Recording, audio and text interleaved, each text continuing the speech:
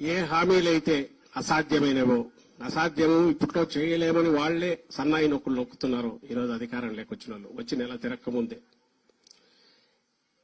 రాష్ట్ర ఆర్థిక పరిస్థితి ఘోరంగా ఉందన్న వాళ్లే మరి తెలిసి ఎందుకు అలాంటి అసాధ్యమైన హామీలు ఇచ్చారనేది సమాధానం సంజాయిషి ఇవ్వాల్సిన వాళ్లే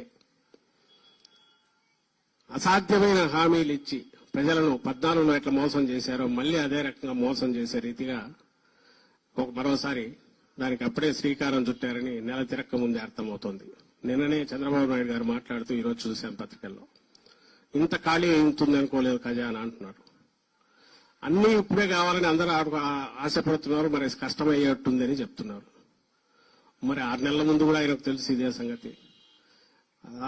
హామీలు ఇచ్చేటప్పుడు లేకుంటే లక్షల కోట్ల హామీలు ఇచ్చేటప్పుడు ఏ రకంగా ఇచ్చారు?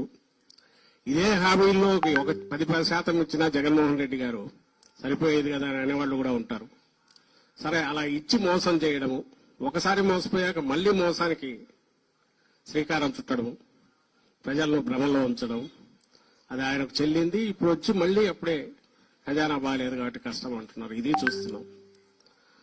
మరోపక్క ప్రజల కోసం రాజకీయ పార్టీలు పనిచేస్తుంటే ఓటమి రాజకీయాల్లో గెలుపోటములు సహజమైనప్పుడు ఆ రోజు జగన్మోహన్ రెడ్డి గారు గత 5 ఏళ్లలో తన పరాని చూడకుండా, కులం చూడకుండా, ప్రాంతం చూడకుండా, పార్టీలు చూడకుండా అందరికీ ఒకే అర్హతే ప్రామాణికంగా ఆయన సంక్షేమ పథకాలు కావచ్చు, ఇంకోటి కావచ్చు ఇవ్వడం, రాష్ట్రాన్ని మొత్తం ఎన్నికలనేవి రాజకీయాలనేవి ఎన్నికల వరకే ఉండాలి, తర్వాత అవి ఉండకూడదు అనుకున్న నాయకుడుగా ఆయన వ్యవహరిస్తే ఈరోజు వచ్చిన రోజు నుంచి రాష్ట్రంలో అరాచకం ఎట్లా సృష్టిస్తున్నారో, ఒక రావణ కాష్టం ఎట్లా చేస్తున్నారో, పని కట్టుకుని వైఎస్ఆర్ కాంగ్రెస్ పార్టీ కోసం పని చేసినా లేదా ఓటు వేసిన వాళ్ళని కూడా వదలకుండా ఎట్లా దాడులు చేస్తున్నారు, వ్యవస్థ మొత్తం ఎట్లా నిర్వీర్యం అయిపోయిందో అది కూడా గమనిస్తున్నాం.